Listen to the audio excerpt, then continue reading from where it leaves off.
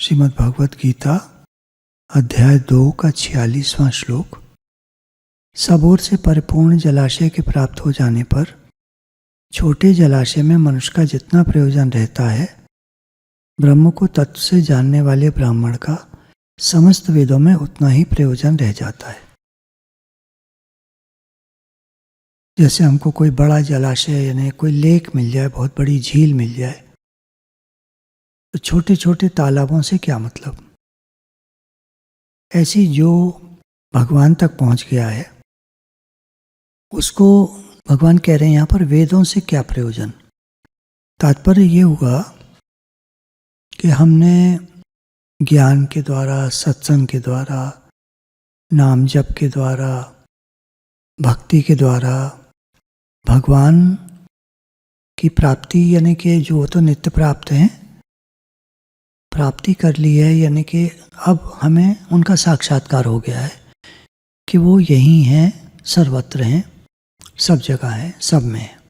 उसके बाद वो व्यक्ति जो वेदों में कर्मकांड बताए गए हैं, यज्ञ, दान, तप, तीर्थ, व्रत आदि, जो शास्त्रों के हिसाब से, एक तो होता है आप देते हैं प्रेम से, सेवा भाव से, वो एक अलग चीज़ है। एक होता है शास्त्र में कहा गया है कि ऐसे दो, उसके लिए कह रहे हैं कि अब उसका शास्त्रों में कोई प्रयोजन नहीं रहता, क्योंकि उसको तो भगवान मिल गए। स्वामी रामतीर्थ ने कहा, जब मुझे आत्म साक्षात्कार हो गया तो मैंने सारे शास्त्र उठाकर साइड में रख दिए। तो इसका ये मतलब नहीं हुआ कि हम शास्त्रों को उठा के साइड में रख दें।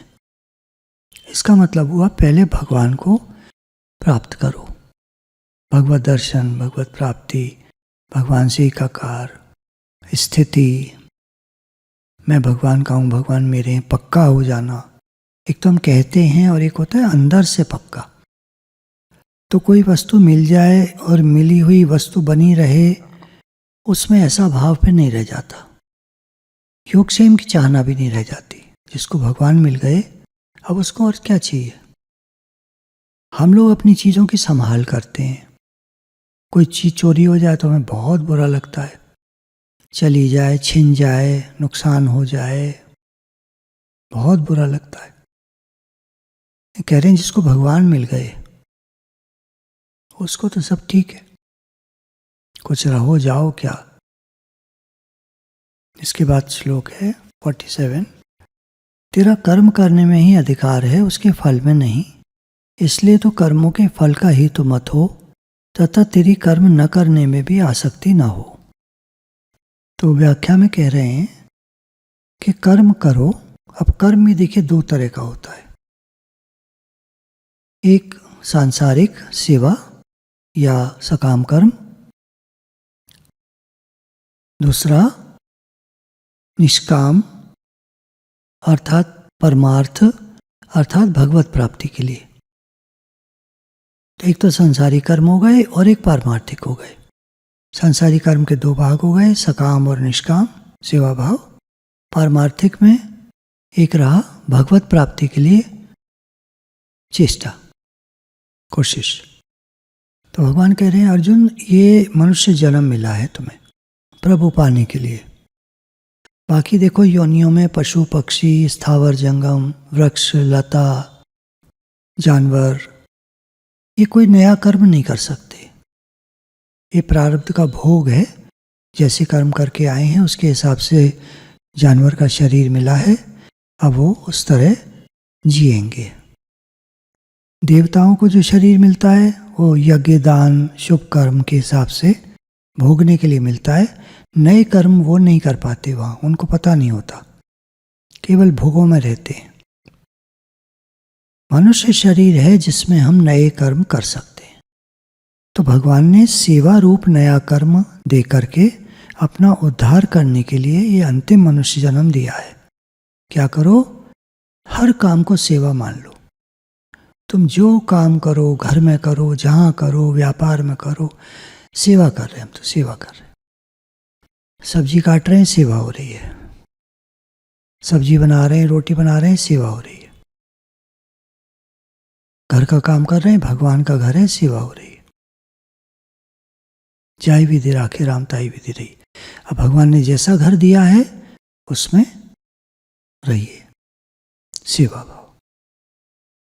अब इसी जन्म को कोई बेकार गंवा दे, अच्छे काम ना करे, आलस प्रमाद भोगों में पड़ा रहे, तो उसका जन्म मरण आगे चलता रहेगा, फिर अगला जन्म मिलेगा।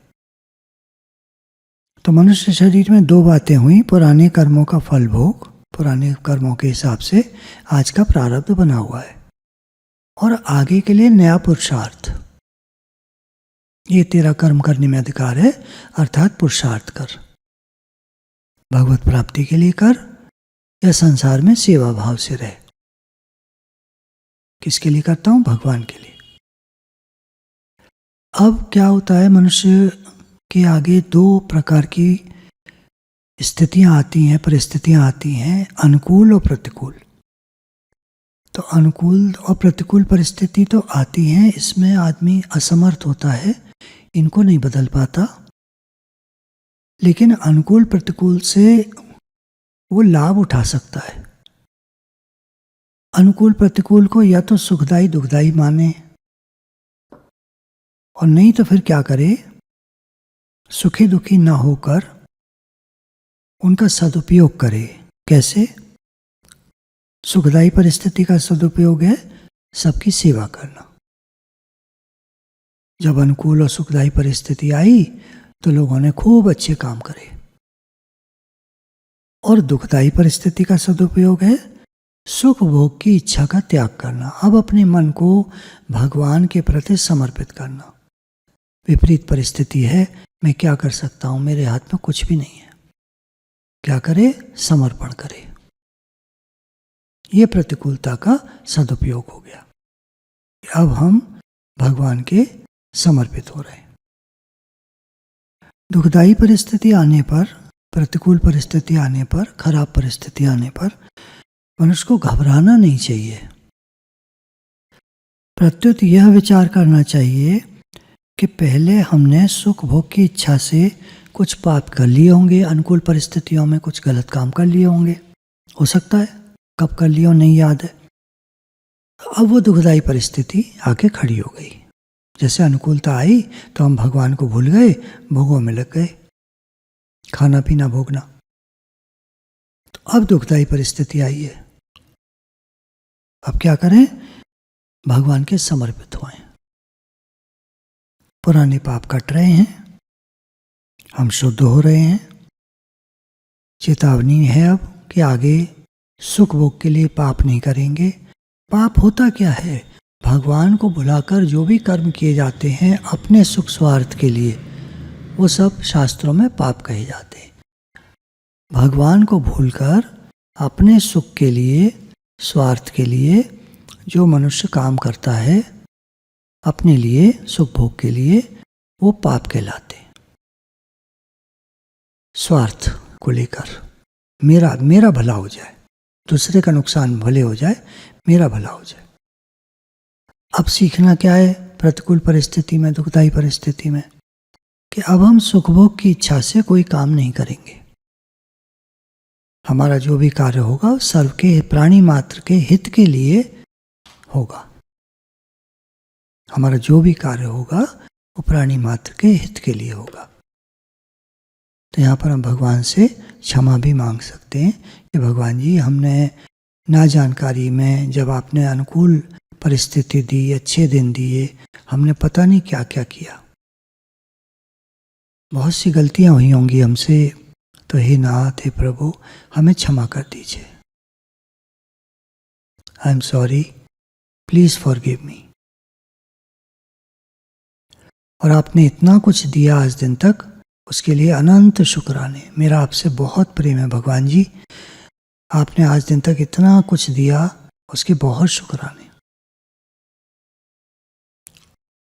दुनिया में मैं कोई भी चीज़ अपनी मानता हूँ और जब उसमें कोई विघ्न पड़ता है तो मैं दुखी होता हूँ। तो मैं अपनी क्यों मानता हूँ? प्रतिकूलता लग क्यों रही है मुझे? कुछ ना कुछ अपना माना हुआ है। शरीर में मेरा घर, मेरा परिवार, मेरी जमीन, मेरा पैसा, मेरा ये, मेरा वो। प्रतिकूलता आने पे दुख होता है बहुत। भगवान कह रहे हैं तेरा फल में अधिकार नहीं है, तू जो भी कर्म करता है, फल तो मेरे अधीन है, तो तू अपना कर्तव्य कर्म कर। मनुष्य का कर्तव्य कर्म भगवान को पाना। दूसरा, शरीर मिला है सेवा। तो कर्तव्य मिटने से कर्म बंधन नहीं रहेगा। कर्तव्य मिटने से कर्म बंधन नहीं रहेगा।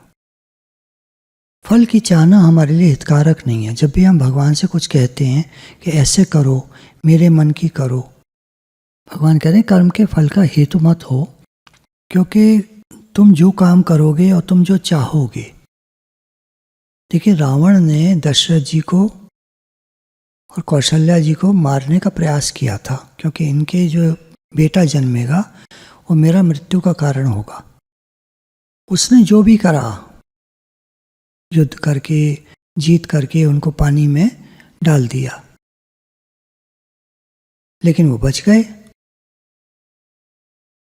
तो ब्रह्मा जी कहते हैं कि तू जो है विधि के विधान को बदलना चाहता है रावण, ये नहीं हो पाएगा।